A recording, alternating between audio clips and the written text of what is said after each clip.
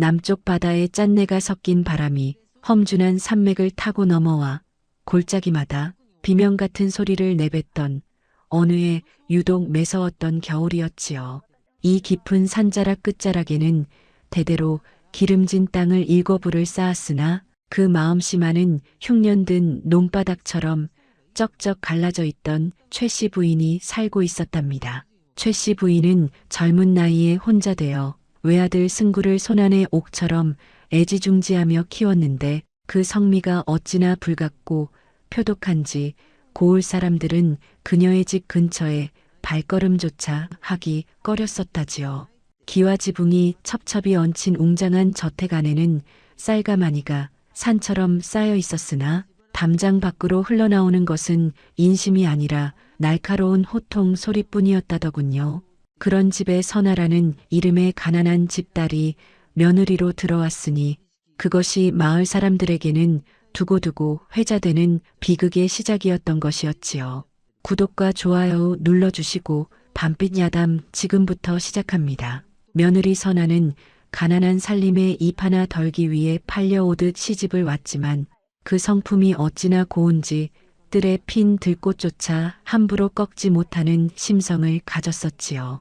하지만 최씨 부인의 눈에는 몰락한 집안에서 빈손으로 들어온 며느리가 그저 눈엣 가시일 뿐이었답니다. 아침 이슬이 채 맺히기도 전인 이른 새벽부터 선아는 얼음이 둥둥 떠다니는 개울가에 나가 손이 짓무르도록 빨래를 해야 했었지요.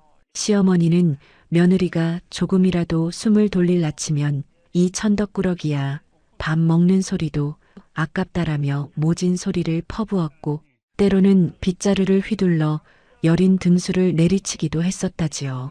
선아는 그럴 때마다 눈물을 꾹 삼키며 부엌 아궁이 앞에 앉아 식어버린 보리밥 한 덩이로 배를 채우며 하루를 버텼던 것이었지요. 그런 선아에게 기적처럼 태기가 찾아온 것은 사냐의 파릇파릇한 새순이 돋아나던 이른 봄이었답니다. 배가 조금씩 불러오면서 선아는 세상 무엇과도 바꿀 수 없는 행복을 느꼈으나 최씨 부인의 학대는 오히려 더 지독해져만 갔었지요. 뱃속에 든 것이 상전이라도 되는 줄 아느냐며 만삭이 다 된 며느리에게 산에 올라 땔감을 해오게 하거나 커다란 물동이를 이고 가파른 비탈길을 오르내리게 했었지요. 남편 승구는 어머니의 서슬 퍼런 기세에 눌려 아내의 고통을 외면한 채 방 안에서 글만 읽는 나약한 선비에 불과했답니다. 선아는 홀로 무거운 배를 움켜쥐고 산길을 오르며 부디 이 아이만은 나처럼 살지 않게 해달라고 달빛을 향해 빌고 또 빌었었지요. 바람이 차가워지고 서리가 내리기 시작한 늦가을 무렵 선아의 몸은 이미 한계에 다다라 있었답니다. 하지만 최씨 부인은 집안의 대소사를 준비한다며 며느리에게 잠시도 쉴 틈을 주지 않고 부려먹었지요. 선아는 다리가 퉁퉁 부어 걸음조차 떼기 힘든 상황에서도 무거운 녹그릇을 닦고 잔치 음식을 장만해야 했었지요. 어느 날 저녁 부엌에서 불을 떼던 선아가 잠시 조니 최씨 부인이 달려와 찬물을 바가지째 끼얹으며 소리를 질렀다더군요. 어디서 감히 어른이 눈을 뜨고 있는데 잠질이냐 이 요물 같은 것. 선아는 온몸이 젖어 덜덜 떨면서도 뱃속의 아이가 놀랄까봐 배를 감싸 안으며 잘못을 빌고 또 빌었답니다. 그의 겨울은 유독 일찍 찾아와 세상 천지를 하얀 눈으로 뒤덮어 버렸었지요. 산딸이 가까워져 올수록 마을 사람들은 며느리의 안부를 걱정하며 수군거렸답니다. 저러다 사람 잡겠네. 만삭인 사람을 저렇게 부려먹어서야 쓰나. 하지만 담장 안의 진실은 밖에서 보는 것보다 훨씬 더 참혹했었지요. 최씨 부인은 며느리가 해산을 하면 집안일을 거들지 못할까봐 오히려 더 험한 일을 골라 시키기 시작했답니다. 꽁꽁 얼어붙은 우물가에서 물을 길어 올리다 선아가 미끄러져 넘어졌을 때도 시어머니는 달려와 괜찮냐? 묻기는커녕 물지개 하나 제대로 못 지느냐며 혀를 찼다더군요. 선아의 고통은 대지 위에 쌓인 눈처럼 켜켜이 쌓여만 갔고 그 슬픔은 밤마다 소리 없는 비명이 되어 문틈을 타고 흘러나갔었지요.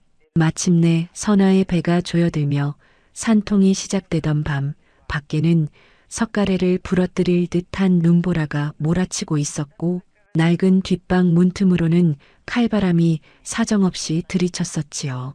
최 씨 부인은 재수없게 잔칫날 앞에 어디서 비명을 지르느냐며 며느리를 차가운 헛간 옆방에 밀어넣고 문을 걸어 잠가버렸던 것이었지요.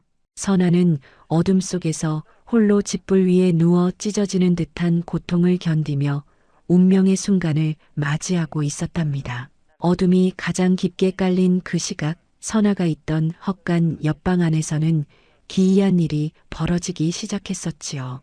보통의 아기가 태어날 때 들려야 할 우렁찬 울음소리 대신 웅장하고도 기묘한 울림이 방 안을 가득 채웠답니다. 선아는 정신을 잃어가는 와중에도 자신의 품으로 전해지는 따스한 온기와 찬란한 황금빛 광채를 느꼈었지요.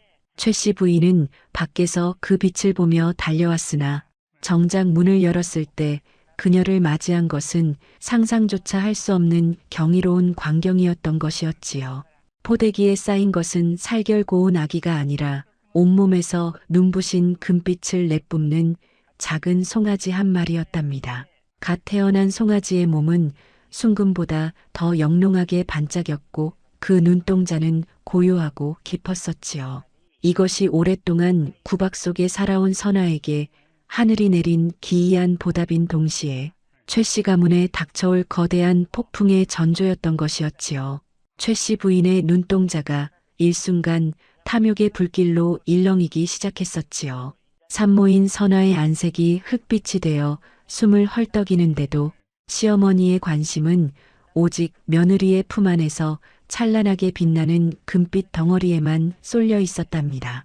차가운 헛간 옆방의 공기가 그 신비로운 송아지가 내뿜는 온기로 인해 봄날처럼 따스하게 변해갔지만 최 씨 부인의 심장은 오히려 더 차갑고 단단한 욕심으로 굳어버렸던 것이었지요.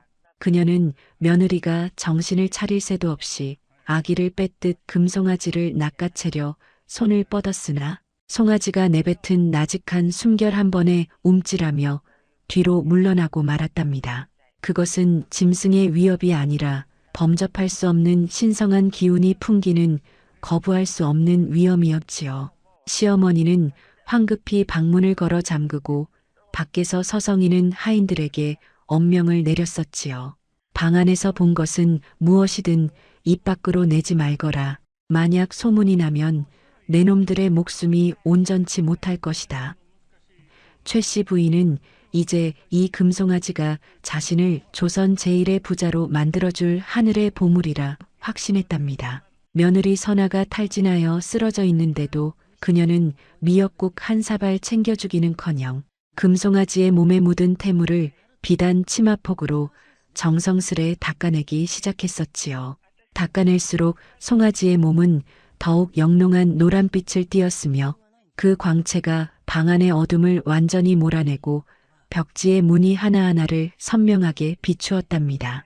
그 시각 마을 사람들은 만석군 집 뒷방에서 솟아오른 기이한 빛의 정체를 두고 수군거리기 시작했었지요.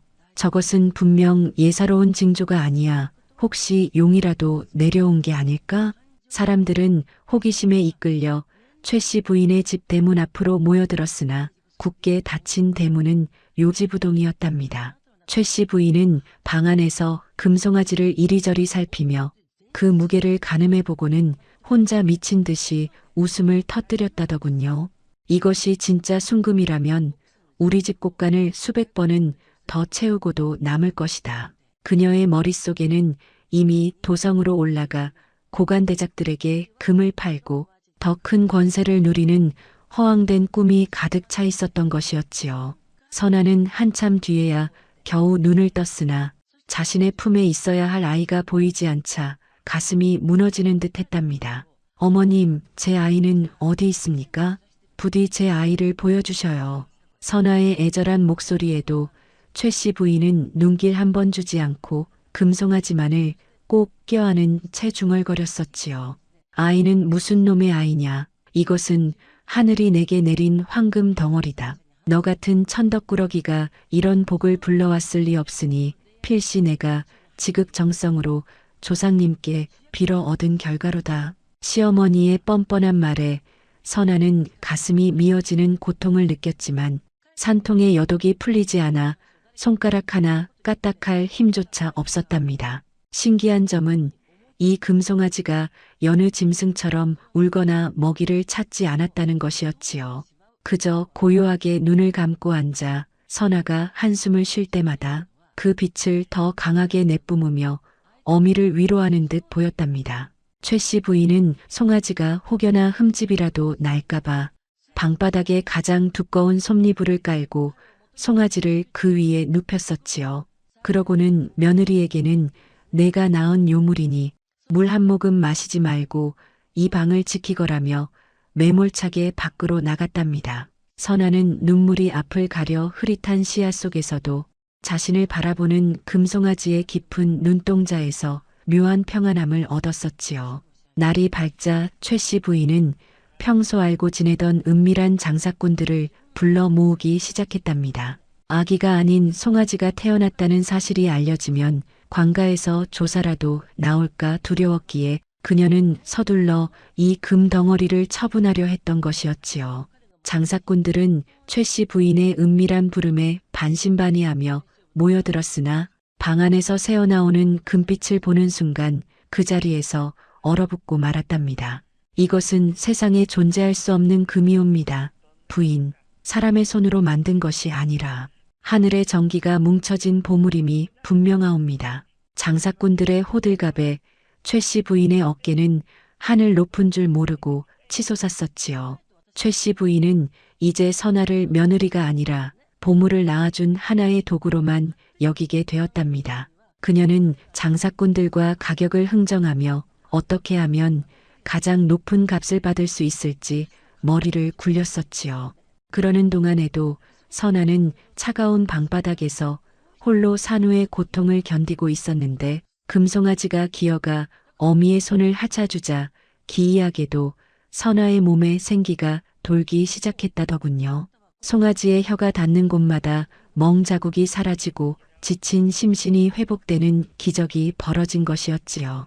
하지만 이 모든 광경을 지켜보던 최 씨 부인은 그저 송아지의 몸값이 떨어질까봐 노심초사할 뿐이었답니다.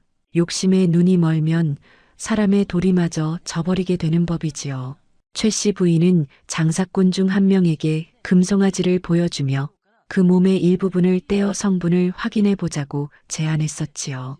귀퉁이를 조금만 떼어내도 큰 돈이 될 테니 어디 한번 시험해 보자꾸나. 그 말을 들은 금송아지의 눈에서 맑은 눈물 한 방울이 툭 떨어졌으나 최 씨 부인의 귀에는 들리지 않았답니다. 그녀가 날카로운 칼을 들고 송아지에게 다가가려 하자 방 안의 빛이 순간적으로 붉게 변하며 불길한 징조를 보였던 것이었지요. 며느리 선아는 온몸으로 송아지를 감싸 안으며 시어머니를 가로막았지만 탐욕에 미쳐버린 최 씨 부인의 귀에는 그 어떤 만류도 들리지 않았던 것이었지요.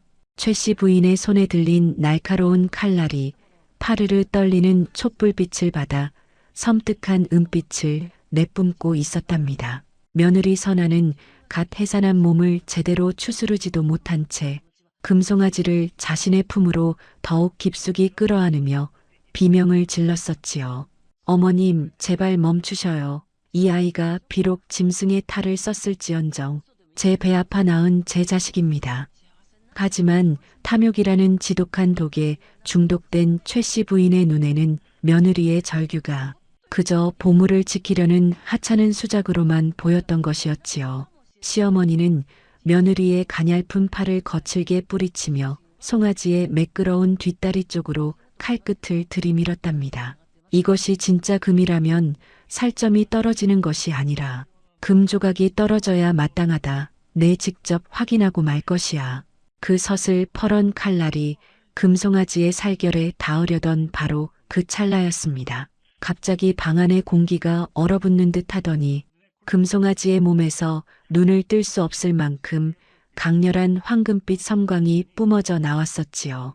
그 빛은 단순히 밝은 것이 아니라 마치 살아있는 생명체처럼 최 씨 부인의 온몸을 휘감아 저 멀리 벽등까지 밀어내버렸던 것이었지요. 동시에 헛간에 매여 있던 소들이 일제히 하늘을 향해 구슬픈 울음소리를 내뱉기 시작했는데 그 소리가 어찌나 웅장하고도 기이한지 마을 전체가 거대한 파도에 휩쓸리는 듯한 진동을 느꼈다지요. 최 씨 부인은 바닥에 나뒹굴며 손에 든 칼을 놓쳤고 칼날은 바닥에 부딪히며 맥없이 부러져 나갔답니다. 이 기이한 소동은 굳게 닫힌 담장 너머로 순식간에 번져나갔었지요. 마을 사람들은 한밤중에 일어난 진동과 기묘한 울음소리에 놀라 저마다 등불을 들고 만석군 최씨네 집 앞으로 모여들었답니다. 이보게 저 집에서 새어나오는 빛을 좀 보게나 평범한 불빛이 아니야. 사람들의 수군거림이 커지자 최씨 부인은 당황하여 하인들에게 몽둥이를 들려 대문을 지키게 했으나 이미 소문은 걷잡을 수 없이 퍼져나가고 있었지요. 사람들은 저 집 며느리가 괴물을 낳았다느니 혹은 하늘에서 보물이 떨어졌다느니 하며 온갖 추측을 쏟아내기 시작했던 것이었지요. 그 와중에도 방 안의 선아는 자신을 지켜준 금송아지를 어루만지며 소리 없이 눈물을 흘리고 있었답니다. 신기하게도 금송아지는 최 씨 부인에게는 그토록 위협적인 빛을 내뿜었으면서도 어미인 선아에게는 한없이 부드럽고 따뜻한 온기만을 전해주었었지요. 송아지의 맑은 눈망울에는 슬픔과 자애로움이 동시에 서려 있었는데 그것은 마치 인간의 말을 하지 못할 뿐 모든 상황을 꿰뚫어 보고 있는 선지자의 눈과도 같았답니다. 선아는 송아지의 머리를 쓰다듬으며 중얼거렸지요. 아가, 내가 무엇이든 상관없단다. 내가 목숨을 걸고 너를 지켜주마. 하지만 최 씨 부인은 포기를 모르는 인물이었답니다. 그녀는 바닥에서 일어나 옷매무새를 가다듬으며 부러진 칼날을 노려보더니 더욱 음흉한 계획을 세우기 시작했었지요. 이것은 예사로운 물건이 아니다. 내 힘으로 어찌할 수 없다면 이 인근에서 가장 영험하다는 흑무당을 불러와야겠다. 그녀는 사람들의 눈을 피해 뒷문으로 신복, 하인을 보내 산 너머 깊은 골짜기에 사는 흑무당 만신을 불러오라 일렀답니다. 며느리 선아가 낳은 것이 신령한 존재인지 아니면 집안을 망칠 요물인지를 판가름하고 무엇보다 그 황금을 온전히 자신의 것으로 만들 방도를 찾으려 했던 것이었지요. 시간이 흘러 새벽녘이 되자 검은 가마 하나가 은밀하게 최 씨네 집 뒷문으로 들어섰답니다. 가마에서 내린 흑무당 만신은 집안에 발을 들이자마자 코를 킁킁거리며 인상을 찌푸렸었지요. 이 집안에 인간의 기운이 아닌 아주 무겁고도 찬란한 청기가 흐르고 있구나. 만신은 최 씨 부인의 안내를 받아 선아가 있는 뒷방으로 향했답니다. 방 안에서는 여전히 금송아지가 은은한 빛을 내뿜고 있었고 그 빛을 마주한 만신은 순간적으로 뒷걸음질을 치며 부르르 떨었지요. 그녀의 방울소리가 요란하게 울리기 시작했고 방 안의 공기는 다시금 긴장감으로 팽팽하게 달아오르기 시작했던 것이었지요. 흑무당 만신은 한참 동안 송아지를 노려보더니 최 씨 부인에게 나직하고도 서늘한 목소리로 속삭였답니다. 부인, 이 송아지는 며느리의 원앙과 대지의 정기가 뭉쳐 태어난 영물이옵니다. 하지만 이것을 온전히 부인의 것으로 만들려면 송아지의 눈을 가리고 어미인 며느리와 영영 떼어놓아야 하옵니다. 그 말을 들은 선아는 기겁하며 송아지를 가슴에 안았지만 최 씨 부인의 명령을 받은 장정들이 들이닥쳐 선아를 구석으로 몰아넣었었지요. 만신은 기괴한 주문을 외우며 부적을 태웠고 그 연기가 방 안을 가득 채우자 금송아지의 빛이 서서히 약해지기 시작했답니다. 최 씨 부인은 회심의 미소를 지으며 만신에게 두둑한 돈주머니를 건넸었지요. 좋다. 내일 당장 이 송아지를 도성으로 옮길 준비를 하거라.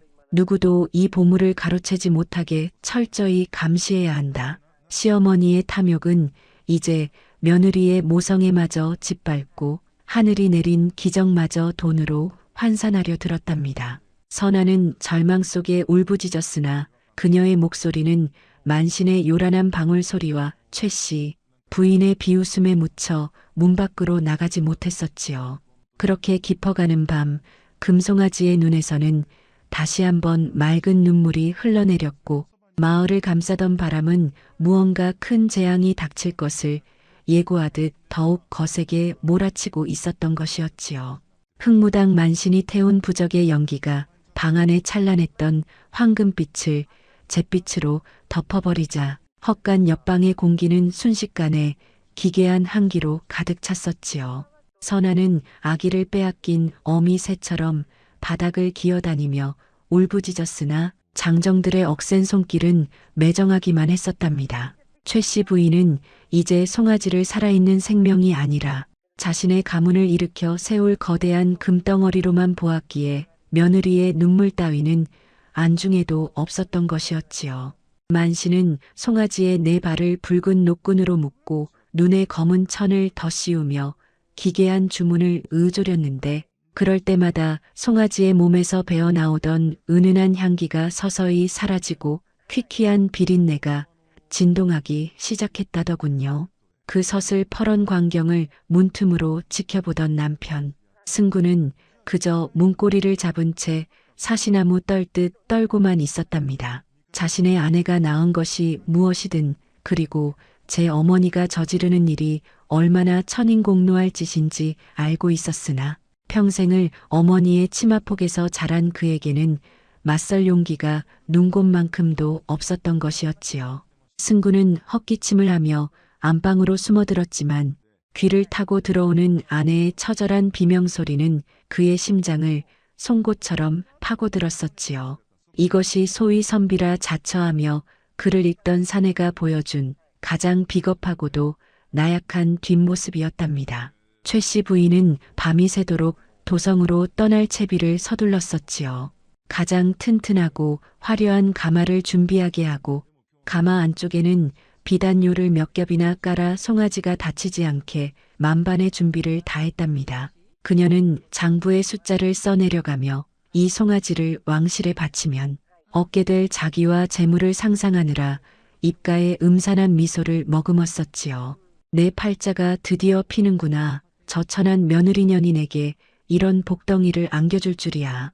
그녀에게 선아는 오직 이 금덩어리를 낳아준 껍데기에 불과했던 것이었지요. 그런데 말입니다. 새벽이 깊어갈 무렵 기이한 소동이 다시금 벌어졌답니다. 만신이 붙여놓은 검은 부적들이 갑자기 스스로 타오르기 시작하더니 방 안가득 매캐한 연기가 아닌 청량한 빛이 다시금 새어나오기 시작했던 것이었지요. 송아지의 눈을 가렸던 검은 천이 맥없이 풀어지고 묶여있던 붉은 노끈은 마치 썩은 새끼줄처럼 툭툭 끊어져 나갔었지요.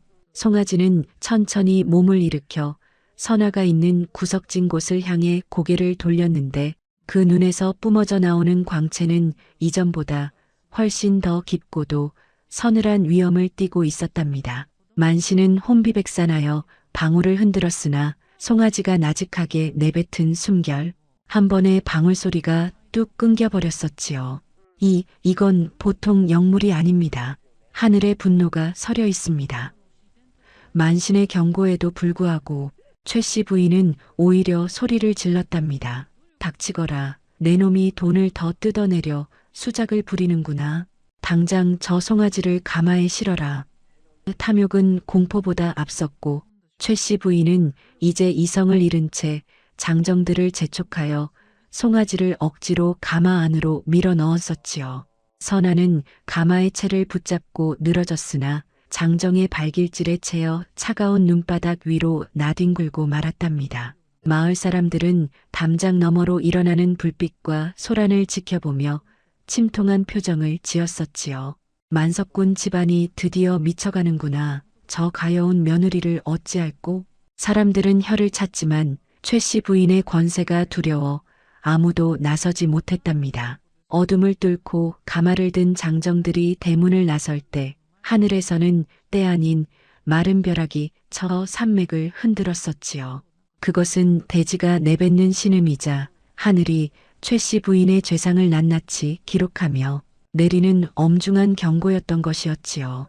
가마가 마을 어귀를 벗어날 무렵 선아는 피투성이가 된 손으로 흙바닥을 긁으며 가마를 뒤쫓았답니다. 내 새끼 돌려다오. 내 아이를 돌려다오. 그녀의 목소리는 갈기갈기 찢겨 바람에 흩어졌고 가마 안의 금송아지는 어머니의 절규에 화답하듯 슬픈 울음을 토해냈었지요. 최 씨 부인은 그 울음소리를 들으며 오히려 금이 우는 소리가 참으로 청아하구나라며 비릿한 웃음을 지었으니 인간의 탐욕이 어디까지 추악해질 수 있는지를 보여주는 처참한 광경이었답니다.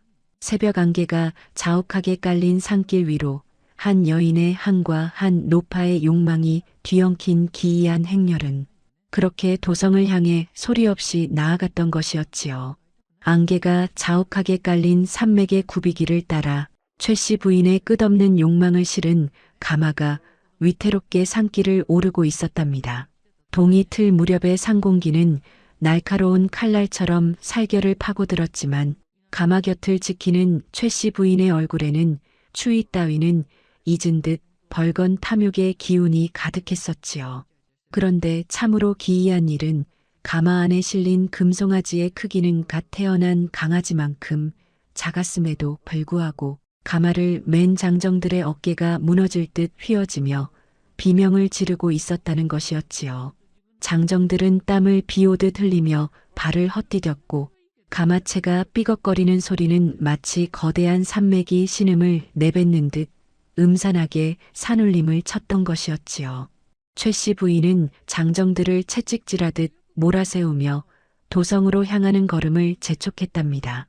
이놈들, 보물을 모시는 가마가 어찌 이리 더디단 말이냐. 조금만 더 가면 평생 먹고 살 재물이 쏟아질 터인데 고작 이 정도 무게를 못 견디느냐. 그녀의 호통은 깊은 골짜기로 번져나갔지만 가마 안에서는 대답 대신 낮게 깔리는 진동만이 전해져 왔었지요. 그것은 금송아지의 울음이라기보다는 대지 밑바닥에서부터 끓어오르는 거대한 업보의 무게가 가마에 옮겨붙은 듯한 묵직한 압박이었답니다. 최 씨 부인은 가마 문틈으로 새어나오는 황금빛이 점점 더 차갑고 딱딱한 빛깔로 변해가는 것을 보았으나 이미 눈이 멀어버린 그녀에게는 그저 더 많은 금이 뭉쳐지는 징조로만 보였던 것이었지요.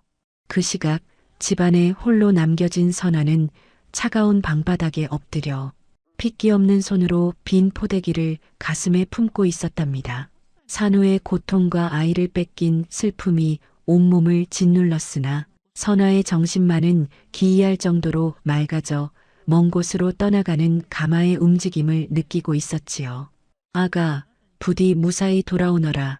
이 어미의 목숨을 바쳐서라도 너를 지켜주마. 선아의 기도는 눈물이 되어 방바닥을 적셨고 그 눈물이 닿는 곳마다 신비롭게도 하얀 서리가 꽃 모양으로 피어나며 아침 햇살을 반사했었지요. 남편 승구는 그저 문 밖에서 아내의 흐느낌을 들으며 고개를 떨구었으나 이미 대세는 기울어 가문의 운명은 최 씨 부인의 손끝에서 위태롭게 흔들리고 있었던 것이었지요. 가마 행렬이 산 정상의 고갯마루인 우름제에 다다랐을 때 갑자기 사방에서 몰려온 먹구름이 해를 가리고 천지를 어둠 속에 가두어 버렸답니다. 장정들은 앞이 보이지 않아 걸음을 멈췄고 말라붙은 나뭇가지들이 서로 부딪히며 해골이 부서지는 듯한 소름 끼치는 소리를 냈었지요. 최 씨 부인은 가마 옆에서 소리를 질렀으나 바람 소리에 묻혀 제 목소리조차 들리지 않았답니다. 그때 길 한복판에 누더기를 걸친 노인 하나가 지팡이를 짚고 서서 가마를 가로막았었지요. 노인의 눈은 백발 아기처럼 하얗게 멀어 있었으나 그 입술 사이로 흘러나오는 목소리는 산맥을 울릴 만큼 장엄했답니다.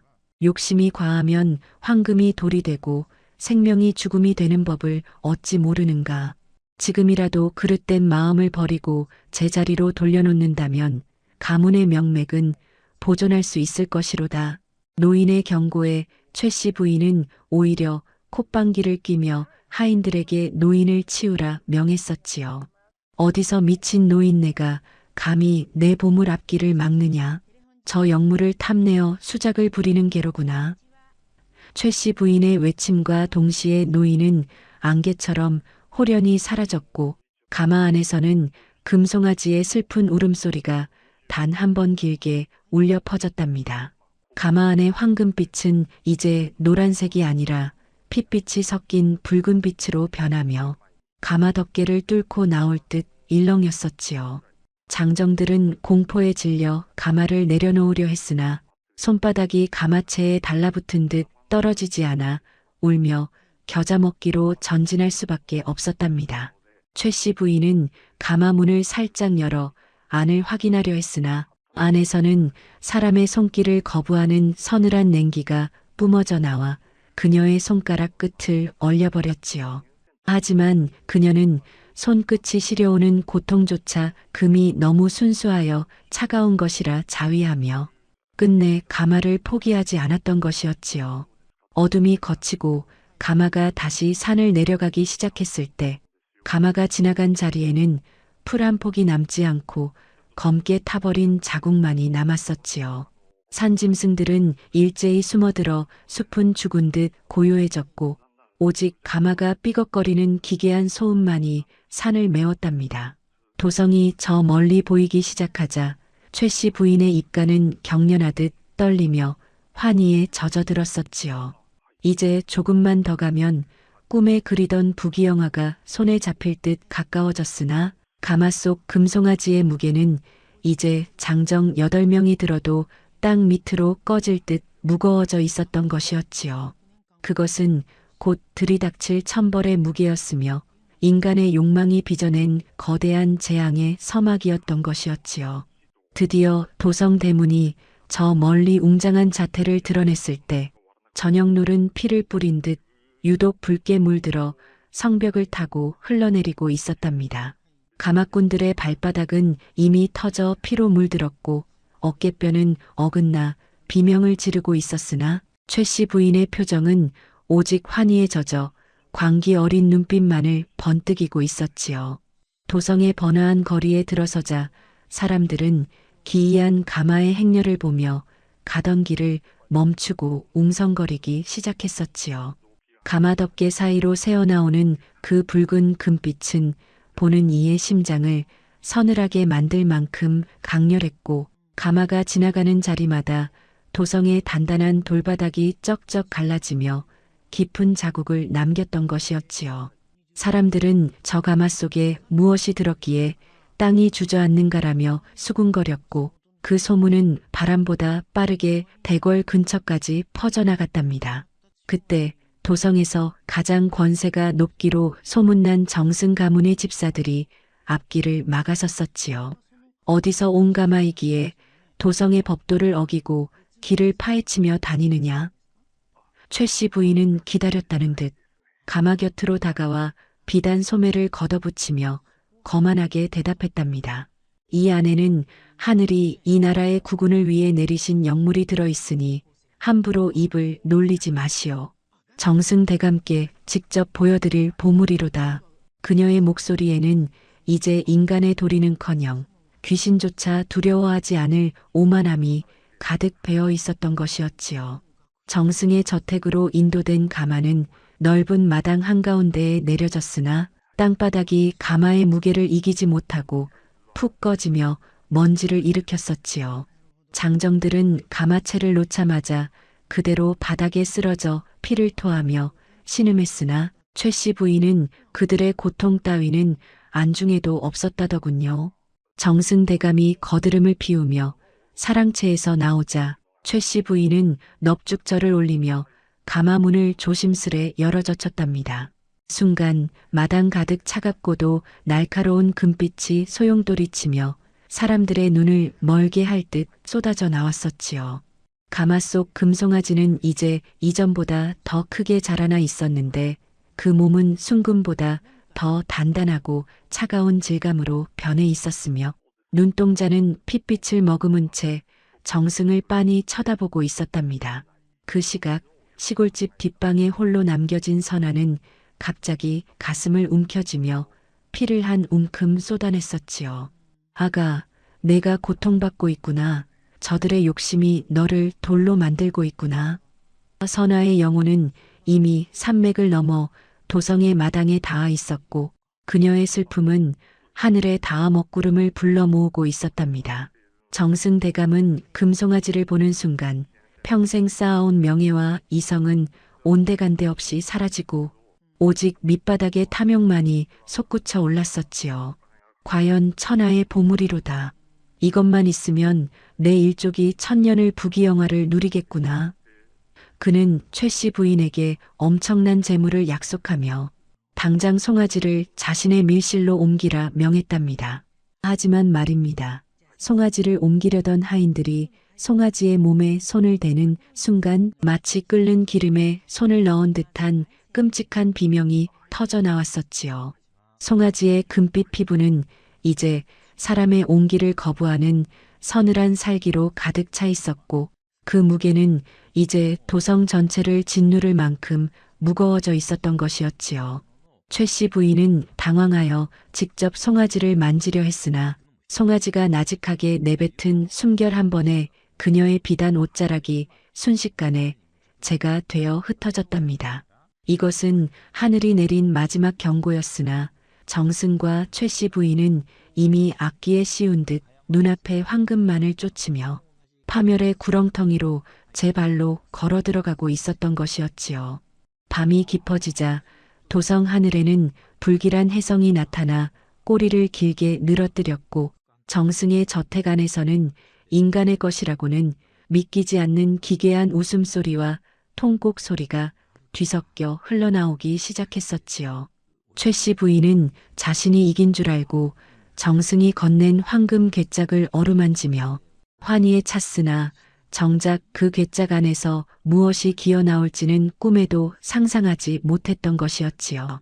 진실을 외면한 탐욕의 끝자락에는 이제 되돌릴 수 없는 참혹한 인과응보의 칼날이 서서히 고개를 들고 있었던 것이었지요. 정승의 밀실은 수십 개의 촛불이 켜져 있었음에도 불구하고 어딘지 모르게 음산하고 서늘한 기운이 감돌고 있었답니다.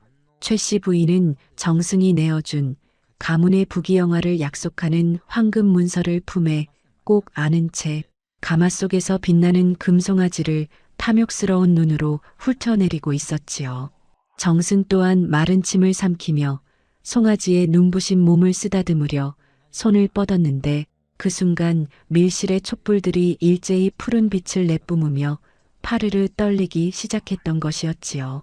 도성의 밤하늘을 가로지르던 혜성의 불길한 꼬리가 정승의 집 지붕 위에 멈춰 서자 방 안의 금송아지는 이전에 보여주었던 따뜻한 기운 대신 날카롭고 서슬 퍼런 살기를 내뿜으며 몸을 떨기 시작했답니다.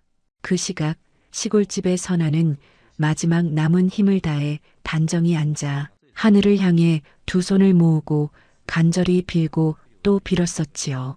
하늘이시여, 부디 저들의 탐욕으로부터 제 아이를 거두어 주소서. 더럽혀진 손길이 결코 닿지 않는 곳으로 제 아이를 숨겨주시옵소서. 선아의 맑은 눈물 한 방울이 방바닥에 툭 떨어지는 찰나 도성 정승의 집 마당에는 마른 하늘에서 날카로운 벼락이 내리쳐 산천을 뒤흔들었었지요. 벼락 소리와 동시에 가마 속의 금송아지는 더 이상 황금색이 아닌 거무죽죽하고 차가운 잿빛으로 변해버렸던 것이었지요. 영롱했던 노란 광채는 순식간에 연기처럼 사라지고 그 자리에 남은 것은 거칠고 투박하며 소름 끼치도록 차가운 돌덩어리 뿐이었답니다. 정승은 경악하며 비명을 질렀고 최 씨 부인은 제 눈을 의심하며 송아지에게 미친 듯이 달려들었었지요. 이게 어찌된 일이냐? 내 금송아지가, 내 평생의 보물이 왜 이런 돌덩이가 되었단 말이냐? 최 씨 부인은 이미 이성을 잃고 송아지의 몸을 움켜잡으며 미친 듯이 흔들어댔답니다. 하지만 그 순간 참으로 무시무시하고도 기이한 일이 벌어지고 말았었지요. 최 씨 부인의 손가락이 닿은 송아지의 살결, 아니 차가운 돌 표면에서부터 기괴한 진동이 울려 퍼지더니 그녀의 손끝이 송아지의 몸에 마치 악교풀을 붙인 듯 착 달라붙어 떨어지지 않게 된 것이었지요. 최 씨 부인이 기겁하며 손을 때려 몸부림쳤으나 마치 자석에 이끌리듯 그녀의 팔 전체가 돌덩이와 하나가 되어 서서히 굳어가기 시작했답니다. 정승은 그 광경을 보고 겁에 질려 뒷걸음질을 쳤고 하인들은 귀신을 본 듯 사방으로 달아나 버렸었지요. 최 씨 부인은 사람 살려달라고 애원하며 울부짖었으나 그녀의 목소리는 점차 딱딱하게 굳어가는 가슴팍에 막혀 꺽꺽거리는 신음으로 변해갔답니다. 황금을 탐하던 그녀의 눈동자는 이제 공포에 질린 채 돌처럼 굳어져 갔고 화려했던 비단 옷자락 또한 바스라지는 돌가루가 되어 방바닥에 흩뿌려졌던 것이었지요. 이것은 며느리를 구박하고 하늘이 내린 영물을 돈으로 환산하려 했던 그녀의 죗가가 고스란히 돌의 무게가 되어 그녀를 짓누르는 엄중한 천벌이었답니다. 정승의 밀실은 순식간에 숨막히는 정적 속에 잠긴 거대한 무덤처럼 변해버렸고 그 안에서 최 씨 부인은 자신이 그토록 원했던 황금 대신 차갑고 무거운 돌덩이를 안고 영원히 굳어가는 형벌을 받게 되었던 것이었지요.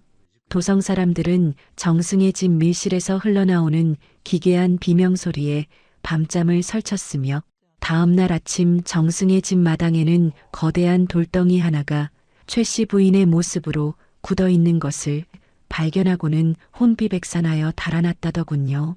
욕심의 끝은 결국 자신을 갉아먹는 날카로운 칼날이 된다는 것을 세상 사람들에게 보여주는 참혹하고도 서글픈 본보기였던 것이었지요. 한편 시골집의 선아는 그 소식을 직접 듣지 못했음에도 불구하고 마음속 깊은 곳에서 아이의 기운이 비로소 맑게 정화되는 것을 느꼈었지요. 그녀는 피 섞인 기침을 멈추고 창문을 열어 도성 쪽에서 불어오는 시원하고 청량한 바람을 맞았답니다. 아기의 해맑은 울음소리 같기도 하고 바람의 위로 섞인 노래 같기도 한 은은한 울림이 그녀의 귓가를 맴돌았고 마당에 쌓였던 해묵은 눈들이 일제히 녹아내리며 봄을 준비하는 생명의 기운이 감돌았었지요. 비록 눈앞의 보물은 차가운 돌이 되어 사라졌으나 선아의 가슴 속에는 진정한 생명의 불꽃과 평온함이 다시금 피어오르고 있었던 것이었지요. 도성에서 일어난 그 참혹한 소식은 파발마의 거친 발굽소리보다 더 빠르게 시골 산골 마을까지 전해졌었지요. 정승의 집 밀실이 통째로 내려앉고 그 안에서 만석군 최 씨 부인이 거대한 돌덩이를 끌어안은 채 화석처럼 굳어버렸다는 이야기는 듣는 이들의 간담을 서늘하게 만들기에 충분했었답니다.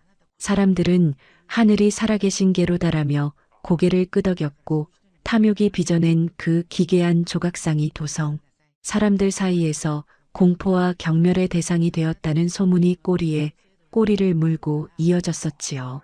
시어머니의 서슬 퍼런 위세에 눌려 숨소리조차 크게 내지 못하던 집안. 하인들은 이제야 주인 없는 집에서 제각각 흩어지거나 넋을 잃고 마당을 서성였다더군요. 안방에서 벌벌 떨며 글줄이나 읽던 남편. 승구는 그 소식을 듣자마자 벼락이라도 맞은 듯 자리에 주저앉아 통곡을 하기 시작했었지요. 하지만 그것은 어머니를 잃은 슬픔이라기보다는 자신의 비겁함이 불러온 가문의 몰락에 대한 뒤늦은 회한과 앞으로 닥쳐올 운명에 대한 공포에 가까운 울음이었답니다. 그는 미친 듯이 아내 선아가 누워있는 뒷방으로 달려갔으나 방 안에는 이미 그가 알던 가련하고 힘없는 며느리의 기운은 온데간데 없었지요. 선아는 눈부시게 하얀 옷을 차려입고 창밖에서 들어오는 은은한 달빛 아래에서 마치 지상에 내려온 신령처럼 고귀하고도 장엄한 자태로 앉아 있었던 것이었지요. 선아의 품에는 분명 도성으로 실려갔던 그 차가운 돌덩이가 아니라 우렁차게 울음을 터뜨리는 포동포동하고 건강한 사내아이가 안겨 있었답니다. 이것이야말로 하늘이 부린 가장 위대한 반전이자 기적이었으니 도성의 돌덩이는 최 씨 부인의 탐욕을 가두기 위한 껍데기일 뿐이었고 그 안에 깃들었던 신성한 생명의 기운은 어머니의 간절한 기도를 따라 다시금 어미의 품으로 돌아온 것이었지요. 아이의 이마에는 황금빛 송아지의 흔적인 듯 은은한 금색점 하나가 영롱하게 빛나고 있었으며 그 울음소리가 한 번씩 터져나올 때마다 마당에 죽어있던 고목에서 새순이 돋아나는 기이한 풍경이 연출되었답니다. 승구는 아내와 아기 앞에 넙죽 엎드려 머리를 조아리며 용서를 빌고 또 빌었었지요. 부인, 내가 죽을 죄를 지었소. 어머니의 그릇된 욕심에 눈이 멀어 당신과 아이를 사지로 몰아넣었으니 이 못난 놈을 죽여주시오.